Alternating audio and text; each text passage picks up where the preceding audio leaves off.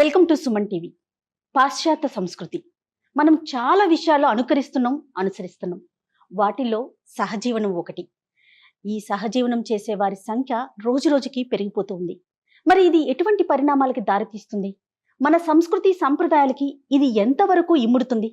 ఇలాంటి విషయం గురించి మనతో డిస్కస్ చేయడానికి ఈరోజు మనతో పాటు ఉన్నారు స్టూడియోలో అడ్వకేట్స్, సోషల్ యాక్టివిస్టులు, అలానే సాఫ్ట్వేర్లు, అలానే కొంతమంది స్టూడెంట్స్ కూడా ఉన్నారు. వారి వారి అభిప్రాయాలు ఏ విధంగా ఉన్నాయి, ఈ విషయానికి సంబంధించి వారి మనసులోని భావాలు ఏ విధంగా ఉన్నాయి, వారి మాటల్లోనే తెలుసుకుందాం. అయితే నాతో పాటు రమగారు కూడా ఈ స్టూడియోలో ఉన్నారు. నమస్తే రమగారు. నమస్తే జయ. రమగారు, సహజీవనం మనం చాలా సార్లు మన ఇద్దరం డిస్కషన్ రూపంలో మాట్లాడుకున్నాం. దానికి సంబంధించి ఎటువంటి పరిణామాలకి దారితీస్తోంది, యువత ఎటుపోతోంది అనే అంశాల గురించి మాట్లాడుకున్నాం. అయితే ఒక డిబేట్ లాగా తీసుకొద్దాం. డిఫరెంట్ రంగాల్లో ఉన్న వారి వారి అభిప్రాయాలు ఏ విధంగా ఉన్నాయి దీనికి సంబంధించి అనే ఒక ఆలోచనతో ఈ షో స్టార్ట్ చేశామండి. నిజానికి భారతదేశానికి ప్రపంచ దేశాల్లో గుర్తింపు ఉన్నది దాని యొక్క ఉమ్మడి కుటుంబము, తర్వాత కుటుంబ వ్యవస్థ. ప్రత్యేకంగా ఈ కుటుంబ వ్యవస్థకి తొలి భాగం ఏంటంటే వివాహ వ్యవస్థే. అలాంటిది వివాహ వ్యవస్థని తోసిరాజని ఒక కొత్త సాంప్రదాయం. దీన్ని సాంప్రదాయం అనడానికి వీల్లేదు, ఒక కొత్త పోకడ అనాలి. చాప కింద నీరులాగా మన దగ్గరకు వచ్చేసింది. ఇది ఎక్కడో హిందీ వాళ్ళని, సినిమా వాళ్ళని అలా చూసేవాళ్ళం. క్రమంగా ఏంటంటే అది మామూలు మిడిల్ క్లాస్ కుటుంబాల్లో కూడా చాలా క్యాజువల్గా పిల్లలు సహజంగా చాలా మామూలు విషయంగా వీఆర్ ఫ్రెండ్స్ లాగా, వీఆర్ ఇన్ రిలేషన్ అని చెప్పడం చాలా మామూలుగా కనిపిస్తుంది. దీనికి మరి ఆద్యం సినిమాలకు పట్టం కట్టాలా, ఎవరికి పట్టం కట్టాలో తెలియట్లేదు. దీని మీద పెద్దవాళ్ళు చిన్నవాళ్ళు అందరూ కూడా వాళ్ళ అభిప్రాయాలు కనుక నిష్కర్షగా ఒకసారి చెప్తే, ఒకసారి అనకూడదు, కొన్ని వందల సార్లైనా చెప్తే ఆల్రెడీ ఎంటర్ అయిన వాళ్ళు లేదా ఎంటర్ అయిపోదాం అనుకునే వాళ్ళు దానివల్ల రాబోయే కష్ట నష్టాలు ఏమిటో కొంచెం తెలుసుకుంటారని ఇది చాలా మంచి ప్రయత్నమే. చేసి చూద్దాం ఒక ప్రయత్నం. ఖచ్చితంగా రమగారు, మీరు అన్నట్లుగా చాలా సర్వసాధారణం అయిపోయిందండి. మేము రిలేషన్లో ఉన్నాము, ఏదో మేము చాక్లెట్ కొనుక్కున్నాం, మేము ఒక బిస్కెట్ కొనుక్కున్నాం, నేను ఒక కొత్త డ్రెస్ కొనుక్కున్నాను అని ఎంత క్యాజువల్గా చెప్తున్నామో అదే క్యాజువాలిటీ అనేది ఈ విషయం మీద కూడా మనం చూస్తూ ఉన్నాం కదా రమగారు. రైట్, మరి మనం గెస్ట్ని పరిచయం చేసుకుందాము. తప్పకుండా అంటే వాళ్ళ అభిప్రాయాలు తెలుసుకుందాం. దీప్తి గారు నమస్తే అండి. నమస్తే అండి. ఒకసారి మిమ్మల్ని పరిచయం చేసుకుంటారా? నా పేరు దీప్తి జంగా అండి. నేను life coach, author and speaker అండి. లివ్ ఇన్ అనేది చాలా కామన్ అవుతుంది, ఎక్కువగా పెరుగుతుంది అంటున్నారు. ఆ పెరగడానికి ఉన్న కారణం ఏంటి అని ఒక్కసారి ఆలోచించుకుంటే కనుక మన వివాహ వ్యవస్థలో ఏ సిస్టమ్ అయినా తీసుకోండి, కొన్ని లూప్ హోల్స్ ఎందులో అయినా ఉన్నాయి, లొసుగులు ఎందులో అయినా ఉన్నాయి. కాదంటే అందులో వచ్చే ప్రాబ్లమ్స్ని సరైన విధంగా దాన్ని హ్యాండిల్ చేయలేక ఏదైతే ఈజీగా ఉంటుందో దానికి జనాలు అట్రాక్ట్ అవుతున్నారు. అట్రాక్ట్ అవడమే కాకుండా దాన్ని ఫాలో అవుతున్నారు. కానీ లోతుగా చూసుకుంటే లాంగ్ రన్లో దీనివల్ల నష్టం తప్పితే లాభం లేదండి. మనం సనాతన ధర్మం ఫాలో అయ్యే వాళ్ళము, మన రూట్స్ వచ్చేసి రమగారు అన్నట్టు మన స్ట్రెంగ్త్ ఎక్కడుంది అని అంటే మన కుటుంబ వ్యవస్థలో, మన ఫ్యామిలీస్. దీనివల్ల చాలామంది బయట దేశం వాళ్ళు కూడా అట్రాక్ట్ అయ్యి మనల్ని ఫాలో అవుతున్న తరుణంలో ఇది మంచి పరిణామం కాదు. బెటర్గా మీరు మీ ఫ్యామిలీలో ఉన్న ప్రాబ్లమ్స్ని ఎలా హ్యాండిల్ చేసుకోవాలో తెలుసుకోవాలి, కానీ లివ్ ఇన్ అనేది ఒక పరిష్కారం మాత్రం కాదన్న ఒపీనియన్ అండి. అంటే మ్యారిటల్ థింగ్స్లో ఉన్న ఎఫెక్ట్స్ని సరి చేసుకోవాలి. బ్యాడ్ ఎఫెక్ట్స్ చాలా ఉంటున్నాయి. మీ పేరు? నా పేరు Ajay. I'm an IT professional. So ఇప్పుడు ఉన్న live in relationship or co living ఇదొక మేజర్ కల్చరల్ షిఫ్ట్. మనం at one point either we face it or will be in a position to handle it, right? So ఇది ఒకటి ఏంటంటే దీన్ని మనం కంప్లీట్గా ఇగ్నోర్ చేయలేము, ఇది ఏం కాదు అని. ద సేమ్ టైం దీన్ని సపోర్టు చేయలేం. ఇది ఒక బ్యాలెన్స్ యాక్టివిటీ. మేడం గారు అన్నట్టు ప్రతి సిస్టంలో ఏదో ఒక లొసుగులు ఉంటాయి. బట్ ద మూమెంట్ మనం ఎప్పుడైతే రికగ్నైజ్ చేసామో ఇది ఒక లొసుగు ఉంది అని, will be better position to handle it. So నేనేమంటున్నా అంటే we should be aware. So ఇది నేను ఈ రూట్లో వెళ్తున్నాను. Maybe I will face some challenges at some point.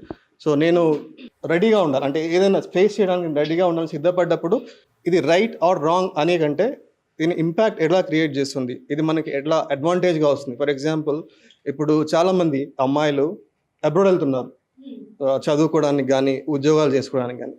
అక్కడ ఎవరైనా వాళ్ళకి ఇండియన్స్ కనిపిస్తే వాళ్ళు ప్రిఫర్ చేస్తారనమాట టు కోలివ్, ఎందుకంటే దే ఆర్ ప్రొటెక్టెడ్. అవునవును, అతను ఎవరైతే ఉన్నారో వాళ్ళకి సాయం చేస్తూ ఉంటారు. అట్లా అని చెప్పి వాళ్ళు నాకు అవసరం లేదు, నా సోషల్ కన్స్ట్రక్ట్లో లేదు, నా కల్చర్లో లేదు అని అంటున్నారు అనుకోండి, they will not be in the race. అట్లా ఇప్పుడు మీరు చెప్పిన పాయింట్ని బట్టి అబ్రాడ్ వెళ్ళినప్పుడు అమ్మాయిలు అబ్బాయిలు కలిసి ఉండాల్సిన పరిస్థితి అక్కడ రిజెక్ట్ చేయడానికి అవకాశం లేదు. అలాంటి కల్చర్లో మనం ఉన్నప్పుడు ఇక్కడ రిజెక్ట్ చేయటంలో అంటే ఇక్కడ ఇది తప్పు అంటానికి లేదు, రైట్ అంటానికి లేదు. అదేనండి మీ పాయింట్? ఎగ్జాక్ట్లీ. అంటే అడ్వాంటేజెస్ ఉన్నట్టు డిసడ్వాంటేజెస్ చాలా ఉండొచ్చు కదా. అంటే ఇక్కడ పర్సంటేజ్ ఉంటుంది కదా రమ్య గారు. ఎగ్జాక్ట్లీ నేను ఏమంటా అంటే దేని బ్యాలెన్స్ percentage చేసుకోవాలి ఎక్కువ ఉంది అనేది అంటే కదా. మనం తెలుసుకోవాలన్నమాట. దీనివల్ల డిసడ్వాంటేజ్ ఉంది అని మనం ఎప్పుడైతే అవేర్నెస్ వస్తుందో రైట్ మనం హ్యాండిల్ చేయడానికి, ఫేస్ చేయడానికి ప్రిపేర్ అయి ఉంటాం అన్నమాట. రైట్ మాట్లాడండమ్మా. మీ నా పేరు? పేరు శ్యామలాదేవి అండి, associate professor Narayanamma engineering college. ప్రపంచ పట్టంలో మన భారతదేశానికి ఒక అత్యున్నతమైన స్థానం ఉంది. అది మన విలువల్లో కానీ, సంస్కృతిలో కానీ, సాంప్రదాయాల్లో కానీ, కుటుంబ వ్యవస్థలో కానీ అన్ని పాశ్చాత్య దేశాలు భారతదేశాన్ని ఆదర్శంగా తీసుకుంటున్నాయి. మ్మ్. కానీ ఇప్పుడు యువత పాశ్చాత్య ధోరణికి అలవాటు పడిపోయి సహజీవనం అనేది చాలా కామన్ అనుకుంటున్నాయి.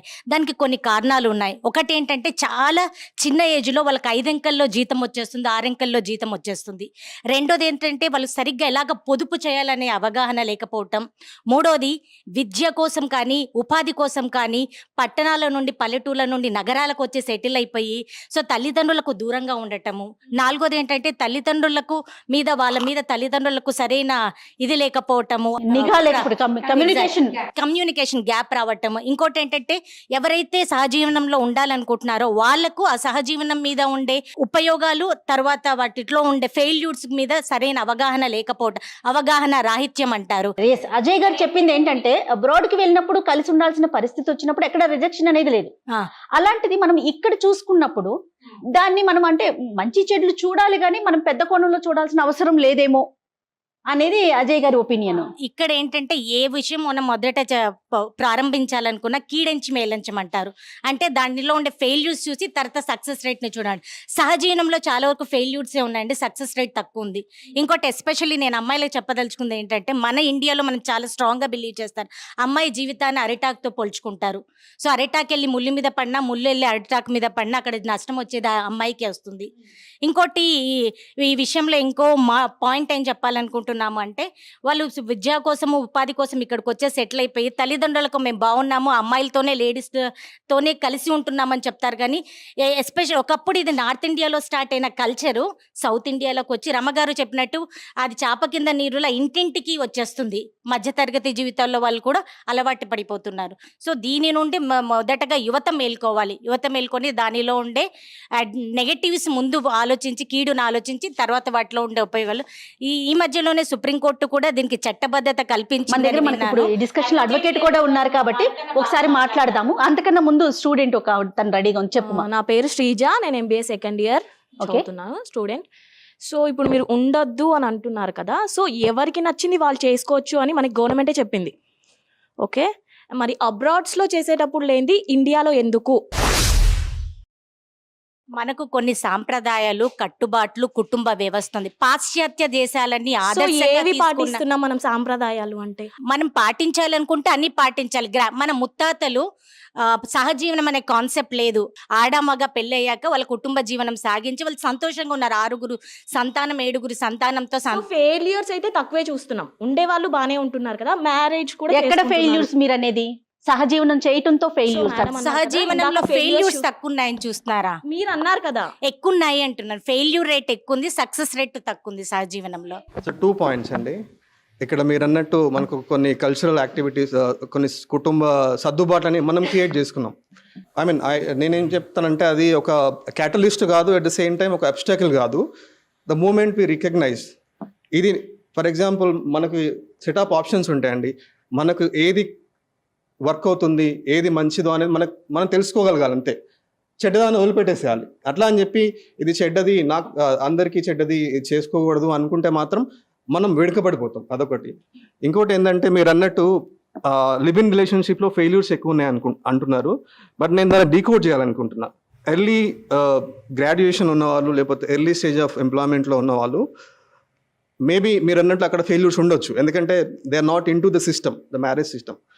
అట్లా కాకుండా మిడ్ ఏజ్లో ఉన్న వాళ్ళు మీరు చూసుకుంటే success rate is more than 100, it's almost 100%. ఎందుకంటే వాళ్ళు చూసారు, అన్ని ప్లేసెస్ మైనస్ చూసారు. జీవితంలో వాళ్ళ పార్ట్నర్ నుండి వాళ్ళు ఎక్స్పెక్ట్ చేసిన దొరకకపోవచ్చు, లేకపోతే వాళ్ళు ఏదో వేరే కారణాలు ఉండవచ్చు. అట్లా అని చెప్పి తర్వాత పోస్ట్ మిడ్ ఏజ్ కూడా మీరు చూసుకున్నట్లయితే ఈ మధ్య సెలబ్రిటీస్ కొంతమంది బాగా అలవాటు పడ్డారు దానికి. సో దాంట్లో కూడా సక్సెస్ రేట్ ఎక్కువ ఉంది. ఒక పాయింట్ అండి, ఇక్కడ సహజీవనం చేయాలంటే సుప్రీంకోర్టు ప్రకారము మేజర్స్ అయి ఉండాలి. నేను ఇక్కడ మీకు ఫెయిల్యూర్ రేట్ చెప్పాను అంటే, సో బిలో 20 ఇయర్స్ 25 ఇయర్స్ ఉన్న వాళ్ళకి జీవితం మీద సరైన అవగాహన అదే ఉండకపోవచ్చు. మనం అది సెగ్మెంట్ చేసుకోవాలి. ఎర్లీ కెరియర్ లో ఉన్న వాళ్ళు Maximum కానీ, cases. గ్రాడ్యుయేషన్ లో ఉన్న వాళ్ళు కానీ, ఎందుకంటే వాళ్ళకి ఎక్కువ ఇన్ఫాక్చుయేషన్ అని so many things will come in to play అన్నమాట. చెప్పండి. నా పేరు మురళి అండి. నేను బిహేవియరల్ సైన్స్ ఫ్యాకల్టీ. ఈ సహజీవనం గురించి డిస్కషన్ చాలా అవసరం ఈ రోజుల్లో. ఎందుకంటే ప్రతి ఒక్కళ్ళు దాని వైపు అట్రాక్ట్ అయిపోతున్నారు. ఎందుకంటే అంటే పెళ్ళిళ్ళలో 2-3% మాత్రమే ఫెయిల్యూర్స్ కనపడుతున్నాయి అన్నమాట. ఆ 2-3% ఫెయిల్యూర్స్ని చూసుకొని దాంట్లో ఉన్న చిన్న చిన్న ప్రాబ్లమ్స్ చూసుకొని పెనంలో నుండి పొయ్యిలో పడినట్టు సహజీవనంలోకి వెళ్ళిపోతున్నారు. అంతేగాని దాంట్లో ఉన్న సక్సెస్ రేట్స్ చూడడం లేదు. పెళ్ళిలో ఉన్న అవగాహన కానీ వీటిలో రావు. ఎందుకంటే పెళ్ళిలో పీర్ ప్రెషర్స్ ఉంటాయి, తల్లిదండ్రులు ఉంటారు, బంధువులు ఉంటారు, అక్క చెల్లెళ్ళు ఉంటారు, అన్నాదమ్ముళ్ళు ఉంటారు. చిన్న చిన్న తేడాలు వచ్చినా కూడా సర్దుకుపోయే మనస్తత్వం అన్నది చిన్నప్పటి నుంచి బాగా అలవాటు చేస్తారు. పెళ్ళికి ముందు నుంచే తల్లి తండ్రి చెప్తారు, కొత్త ఎన్విరాన్మెంట్లోకి వెళ్తున్నారమ్మా, నువ్వు వాళ్ళతో అడ్జస్ట్ అవ్వాలి. అంతేగాని ప్రతిదానికి నా అభిప్రాయాన్నే మీరు గౌరవించాలా అనే భావం వద్దు. ఎదుటివారి వ్యక్తిత్వాన్ని గౌరవించాలి, వాళ్ళ అభిప్రాయాలని మనము కన్సిడర్ చేయాలి. తప్పుంటే తప్పని నిదానంగా చెప్పచ్చు, కానీ ఈ మొహం మీదే నువ్వు చేసేది తప్పు అని అనకుండా దాంట్లో ఉన్న లోతుపాతులను ఒకసారి చూసుకోమని చెప్పి తల్లిదండ్రులు చెప్తారు, ఫ్రెండ్స్ చెప్తారు, పీర్ ప్రెషర్స్. అందువల్ల ఏంటంటే సక్సెస్ రేటు చాలా ఎక్కువ. తర్వాత అమ్మాయిలు అబ్బాయిల్లో ఒక యవ్వన దశ వచ్చేటప్పటికి వాళ్ళ హార్మోనల్ బ్యాలెన్స్ వల్ల అది ఎదుటి వ్యక్తికి అట్రాక్ట్ అవుతారు. అప్పుడు ఏమిటంటే వాళ్ళకు మంచి చెడులు అన్నవి ఏమీ కనపడవు అనమాట. ఒక మంచి వ్యక్తి ఏదో 2 మంచి మాటలు మాట్లాడేటప్పటికి వీడు చాలా గొప్పవాడు అని చెప్పి సహజీవనంలోకి వెళ్ళిపోతే, సహజీవనంలో ఉన్నంత ఆడవాళ్లకు ఉన్నంత డ్రాబ్యాక్ మగవాళ్ళకు ఉండదు. వాళ్ళైతే ఎప్పుడైనా వాకౌట్ చేసేయచ్చు, నాకు అక్కర్లేదని చెప్పి. అమ్మాయి తను ఒక స్త్రీ ఒక బిడ్డకు జన్మ ఇవ్వచ్చు, వాడి పరిస్థితి ఏమిటి, తర్వాత తన జీవితం ఏమిటి. ఇప్పుడు వెస్ట్రన్ సొసైటీలో మీరు చూస్తే ఈ సహజీవనం చాలా ఎక్కువ ఉండడం వలన అందరూ 30-40 ఏళ్ళకి అందరూ డిప్రెషన్లోకి వెళ్ళిపోతున్నారు. పెద్ద పెద్ద ఉద్యోగాలు చేసే వాళ్ళందరూ కూడా డీప్ డిప్రెషన్లో ఉంటారు. లేకపోతే తర్వాత 40-50 ఏళ్ళకంతా ఓల్డ్ ఏజ్ హోముల్లో చేరిపోతున్నారు. అందరూ స్త్రీలు పురుషులు అందరూ కూడా ఇండివిజువల్గా చేరుతున్నారు ఓల్డ్ ఏజ్ హోమ్లో. ఇప్పుడు 80 ఏళ్ళు వచ్చినా 70 ఏళ్ళు వచ్చినా ఓల్డ్ ఏజ్ హోమ్లో చేరినా కూడా భార్యాభర్తలు చేరుతున్నారు. అంతేగాని దానిలో ఉన్న లోపాలను చూపించి యువత ఆలోచన చేయకుండా ఈ సహజీవనం మంచి మాటలు నమ్మి ఈ కాలం మనం చూసుంటాం. చాలామంది స్త్రీలను వాళ్ళు చాలా హింసించి సహజీవనంలో వాళ్ళని ముక్కలు ముక్కలుగా నరికేయడము ఇలాంటి సిచ్యువేషన్లు వస్తున్నాయి. ఎందుకంటే ఈ సహజీవనం మీద ఇన్ఫాచ్యుయేషన్ అన్నమాట, దాంట్లో నుంచి బయట రాలేకపోవడం.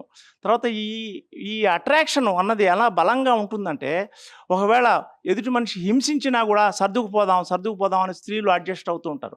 అంటే పెళ్లిలో ఉన్న వాల్యూ సిస్టమ్ని సహజీవనంలోకి తీసుకొస్తారు. అందువల్ల వీళ్ళు డిసడ్వాంటేజ్లో పడిపోతుంటారు. తర్వాత డీప్ ఫెయిల్యూర్ అయిపోయి ఎంతెంతో ఆత్మహత్యలకు అందువల్ల ఏమంటే సహజీవనము అన్నది చాలా తప్పు. కాకపోతే దాంట్లో ఉన్న లోటుపాట్లను Right, sir. సరిదిద్దుకోవాలి. అసలు చట్టం ఏం చెప్తోంది అంటే మనం మాట్లాడదాం. రామ గారు చెప్పండి. వన్ మోర్ థింగ్ ఏంటంటే, ఈ సహజీవనంలో ఇప్పుడు ఎంటర్ అవుతున్న వాళ్ళు ఎవరైనా వివాహ వ్యవస్థలో ఉన్న లోపాల వల్ల కానీ, పెళ్లిళ్లలో ఇలా ఉంటుంది కాబట్టి మేము ఇది చేస్తామని కానీ చెప్పేవాళ్ళు మనకి కనపడరు. వీళ్ళు ఏంటంటే ఫ్రెండ్స్ విత్ బెనిఫిట్స్ లాగా తాత్కాలికంగా, అజయ్ గారు కూడా దీనికి ఒప్పుకోవాల్సిందే, ఆ రోజుకి మనకి రూమ్ రెంట్ కలిసి వస్తుందని, ఖర్చులు కలిసి వస్తాయని, తర్వాత వచ్చిన ఇన్ఫాచ్యుయేషన్ అండ్ అట్రాక్షన్ సహజంగా జంటల మధ్య ఉండేది. దాన్ని మొదట ప్రేమ అనుకుంటారు, లేకపోతే వాళ్ళ అవసరాల కోసం చేసి దాని మీద మనం డిబేట్ కనుక పెడితే, ఈ వివాహ వ్యవస్థలో లోపల లేదా మా అమ్మ నాన్న కొట్టుకుంటారు, మా పిన్ని బాబాయ్ తనుకుంటున్నారు, మేమైతే తనుకోము, ఏం చేయము, జస్ట్ మా డబ్బులు ఒక చోట పెట్టి అందులో నుంచి పంచుకుంటున్నాము, మేము హాయిగా ఉన్నాము అని చెప్పడమే కనపడుతుంది. కానీ ఎంటర్ అయ్యే రోజున ఇండియాలో ఏ కపుల్ కూడా వివాహ వ్యవస్థ మీద అయిష్టంతో ఇందులోకి వచ్చాము అని చెప్పేవాళ్ళు 0% ఉంటుంది. వ్యవస్థ మీద ఇదేమీ లేదండి. వివాహ వ్యవస్థలో అన్నిట్లలోనూ ప్రాబ్లమ్స్ ఉంటాయి, దాన్ని సర్దుకోవాలి కదా మనం. మేడం, నా పేరు రఘురామ్ అండి. నేను ఐటీ ప్రొఫెషన్. మేడం, మీ దాని గురించి ఏకీభవిస్తాను. సో చేంజ్ అనేది ఎప్పుడు కూడా కింద నుంచి పైకి వెళ్ళదు, పైనుంచి కిందకు వస్తుంది. సో పైనుంచి కిందకి రావడం అంటే యాజ్ ఎ పేరెంట్గా మనం ఏం చేస్తున్నాం? ప్రజెంట్ యూత్లోని మనం 9th ఫస్ట్ స్టాండర్డ్ నుంచి 10th స్టాండర్డ్ వరకు పేరెంట్ అన్ని డిసైడ్ చేస్తాడు. అంటిల్ ఇంటర్మీడియట్ వరకు పేరెంట్ డిసైడ్ చేస్తాడు. ఆఫ్టర్ దేర్ జాబ్స్ ఏ రోజన్నా మనం కూర్చొని నువ్వు ఎక్కడుంటున్నావు, నువ్వు ఏం చేస్తున్నావు, నువ్వు ఏం చేయాలనుకుంటున్నావు, నువ్వు ఎవరితో ఉంటున్నావు, నీ జీవిత భాగ్యం ఎవరు అనేది మనం చాలా తక్కువ. టైం లేదు, వాళ్ళకి కూడా ఇష్టం లేదు మనతో డిస్కస్ చేయడానికి. అంటే So- పేరెంట్స్ కి టైం ఉండట్లేదు అంటున్నారా? లేదు, ఈదర్ సైడ్ నేను కూడా ఈదర్ సైడ్ అండి. ఎందుకంటే వాళ్ళు ఏం చేస్తున్నారో, వాళ్ళకి అమ్మ నాన్నలు చెప్తే మళ్ళీ మనల్ని ఏమని అంటారో, మనం అడిగితే వాళ్ళు ఏమని అంటారో అనేది ఒక కమ్యూనికేషన్ గ్యాప్ వల్ల. సో దీనికి అది ప్లస్ అన్నట్టు బెనిఫిట్స్, షేరింగ్ ఈస్ కేరింగ్. చిన్నప్పుడు మనం చెప్పాం షేరింగ్ ఈస్ కేరింగ్ అని. సో ఆ షేరింగ్ ఈస్ కేరింగ్లో వాళ్ళు అలా ఎండ్ అయ్యి, కానీ at the end of the day not only women is troubled, men also is troubled. ఎందుకంటే ఒక అమ్మాయితో ఉన్నప్పుడు వాడికి ఒక ఇమోషనల్ అటాచ్మెంట్ ఉంటుంది. ఉమ్. అమ్మాయి వెళ్ళిపోయినప్పుడు ఆ ఇమోషనల్ అటాచ్మెంట్ బ్రేక్ అయిపోయినప్పుడు వాడెంత బాధపడుతున్నాడు అని పక్కలు ఎవరు అంటే ఆలోచించారు. ఏదర్ సైడ్ అండి, ఇద్దరికీ side, ఉంటుంది. either side. కొంతమంది I'm వాళ్ళకి saying- వీళ్ళకి కూడా అదే ఉండొచ్చు. అంటున్నాను, it is not only women, it is also men who is suffering it, but they need to understand ఎలా మనం తీసుకోవాలని. సో దానివల్ల ఏంటంటే కౌన్సిలింగ్ అన్న కానీ, లేకపోతే ఒక పేరెంటల్ గైడెన్స్ ఉండటం వల్ల we can correct that one. See when there is a problem మనం కరెక్ట్ చేసుకోవాలి. అసలు చట్టం ఏం చెప్తోంది దీనికి సంబంధించి? నమస్తే అండి, నా పేరు విద్యారెడ్డి. నేను ఫ్యామిలీ కౌన్సిలర్ అండ్ అడ్వకేట్. చట్టం ఏమంటుంది, అందుకనే చట్టం చాలా క్లియర్గా చెప్పింది, సహజీవనాన్ని ఎప్పుడు మనం రికగ్నైజ్ చేస్తాము అంటే సొసైటీలో వాళ్ళు భార్యాభర్తలుగా అంగీకరించబడాలి. కేవలం ఒక రూమ్లో ఉండడమో లేకపోతే వాళ్ళిద్దరూ రూమ్ షేర్ చేసుకోవడమో సహజీవనం కింద రాదు. సొసైటీ అంగీకరించాలంటే ఏంటి? అదే సహజీవనం కింద వాళ్ళిద్దరు భార్యాభర్తల్లాగా, భార్యాభర్తలు ఏ రకంగా అంటే వాళ్ళ మధ్యలోనే ఒక పెళ్లి అనే ఒక కాన్సెప్ట్ తప్పించి మిగిలింది పిల్లలు పుట్టనివ్వడం కానివ్వండి, వాళ్ళ సంసారం చేయడం అన్నీ కూడా ఉంటాయి. అది ఎట్లా గుర్తిస్తారు సమాజం గానీ అంటే జనరల్ గా ఇప్పుడు మనం సొసైటీలో ఏమంటాం, వాళ్ళిద్దరు భార్యాభర్తలు అండి, చాలా కాలం నుంచి కలిసి ఉంటున్నారు, మాకు అసలు భార్యాభర్తలు కాదని మీరు చెప్పే వరకు తెలియదు. అంటే సొసైటీ దే యాక్సెప్ట్ ఇట్, వాళ్ళు భార్యాభర్తలు అనేది వాళ్ళు యాక్సెప్ట్ అంటే చేసేస్తారు. వీళ్ళిద్దరూ కలిసి ఫంక్షన్స్ అటెండ్ చేయాలి, అన్ని Parties రకాల వెళ్ళాలి. సోషల్ గ్యాదరింగ్స్ లో సోషల్ ఉండాలి. గ్యాదరింగ్స్ లో అంటే కేవలం ఒక ఇప్పుడు సార్ అన్నారు మైక్ ఇవ్వండి. మైక్ తీసుకో. ఇప్పుడు వాళ్ళకి ఏమన్నా సర్టిఫికేట్స్ కానీ, పాస్పోర్ట్ కానీ, లేకపోతే అడ్మిషన్స్ కావాలనుకుంటే they can be as a parent or a legal guardian. అట్లా అయితే ఇట్స్ అన్ యాక్సెప్టెన్స్ అనమాట. So if they are in a position they are willing to sign on admission fees, admission form, వాళ్ళ కిడ్కి కానీ, లేకపోతే passport కానీ, visa కానీ. అదే కిడ్ అని పాయింట్ తీశారు కాబట్టి ఈ సహజీవనంలో ఉన్నటువంటి వాళ్ళు మహిళలు ఎవరైతే ఉన్నారో వాళ్ళు కనుక హింసకు గురైనట్టు అవుతే అలాంటి వాళ్ళకి మనకి ఇప్పుడు డొమెస్టిక్ వయలెన్స్ యాక్ట్ 2006లో ఏదైతే వచ్చిందో అది కొంచెం వరకు ప్రొటెక్షన్ ఇస్తుంది మనకి. సో కేవలం ఒక డొమెస్టిక్ వయలెన్స్ యాక్ట్ కింద తప్పిస్తే ఎక్కడ కూడా సహజీవనంలో ఉన్నటువంటి మహిళ గనక ఇబ్బందులకు గురయ్యి లేకపోతే ఆమె నెగ్లెక్ట్ చేసి ఎలా పట్టించుకోకుండా ఉన్నా లేదా ఆమె పిల్లల్ని పట్టించుకోకుండా ఉన్నా కూడా ఏ చట్టం కూడా ప్రొటెక్షన్ ఇవ్వట్లేదు. కానీ మనకి డొమెస్టిక్ వయలెన్స్ యాక్ట్లో ఈ సహజీవనంలో ఉన్నటువంటి వాళ్ళని కూడా గుర్తించి వాళ్ళని కూడా ఇంక్లూడ్ చేసి మెయింటెనెన్స్ కానివ్వండి, పిల్లల కస్టడీ కానివ్వండి, ఇవన్నీ కూడా మనకి ఇచ్చారు. అయితే ఈ సహజీవనం అనే కాన్సెప్ట్ రాక ముందు నుంచి కూడా ఎవరైనా మనకి కాంక్యుబైన్ సిస్టమ్ అంటే వేరే వాళ్ళతో ఉండడము, ఈ సిస్టంలో పిల్లలు పుట్టినట్టు అవుతే ఆ పిల్లలందరినీ కూడా వాళ్ళు వివాహంలో ఉంటే పుడితే ఎలాంటి హక్కులు అయితే ఉంటాయో అలాంటి హక్కులన్నీ కూడా పిల్లలకు కల్పించడం జరుగుతుంది చట్ట ప్రకారంగా. కానీ పిల్లల వరకు మనం వెళ్లే కంటే ముందు ఈ మహిళ ఎవరైతే సహజీవనంలో ఉంటుంది లేదా ఆ పురుషుడు ఎవరైతే సహజీవనంలో ఉంటారు, ఇప్పుడు పెళ్లి కాన్సెప్ట్లోని వాళ్ళిద్దరికి పడలేదు అంటే డైవర్స్ తీసుకుంటారు, బయటకు వస్తారు. కానీ ఈ సహజీవనంలో అలాంటిది ఏముంది కాన్సెప్ట్లోని? ఇంకా మనం కొత్త కల్చర్ ఇంకా ఏం చూసామంటే సేమ్ సెక్స్ సహజీవనం, అమ్మాయిలు అమ్మాయిలు అబ్బాయిలు అబ్బాయిలు, దాన్ని కూడా చట్టం ఏం నేరం అని అనట్లేదు ఇప్పుడు మనకి. కాబట్టి మరి అలా ఉన్నప్పుడు వాళ్ళలోని బాధితులు ఒకవేళ ఎవరైనా మోసానికి గురయ్యారు లేదా ఇప్పుడు ఎక్కడైనా భార్యాభర్తలు కానివ్వండి సహజీవనం చేసే వాళ్ళు ఎవరైనా ప్రేమలు అనేవి పెంచుకుంటారు రోజు కలిసి ఉంటే. మరి అలా ప్రేమలు పెంచుకున్నప్పుడు అవతల వ్యక్తి మోసం చేసినప్పుడు వాళ్ళు ఎక్కడ ఆశ్రయించాలి, ఏ చట్ట ప్రకారం ఎక్కడికి వెళ్ళాలి, ఇలాంటివి ఎక్కడ కూడా మనకు క్లారిటీ లేదు. అంటే మనం న్యాయస్థానాల గురించి తప్పుగా మాట్లాడుకోవటం కాదు, కానీ కొంచెం కఠినమైన సెక్షన్లు, కఠినమైన చట్టాలు ఉంటే దీనికి లోబడి ఇలా ఉంటుంది దీన్ని మించితే ఇలాంటి శిక్షలు పడతాయి అనేది కొంత తక్కువైందని అనుకోవచ్చు అంటారా? అంటే ఒకటి ఏంటంటే అండి, ఇప్పుడు న్యాయ చట్టాలు, న్యాయస్థానాలు ఇవన్నీ కూడా డెసిషన్స్ ఇవ్వడంలో కానీ, చట్టాలు ఫ్రేమ్ చేయడంలో కూడా సొసైటీలో వచ్చేటువంటి మార్పుల్ని దృష్టిలో పెట్టుకొని ఇస్తారు. సో అలాంటి ఒక భాగంగానే మనకు సుప్రీంకోర్టు నుంచి డెసిషన్స్ ఈ లివింగ్ రిలేషన్షిప్స్ తప్పు కాదు అనేది ఒకటి వచ్చింది. అంటే మనం హెడ్లైన్స్ లోకి వెళ్తాం కదా.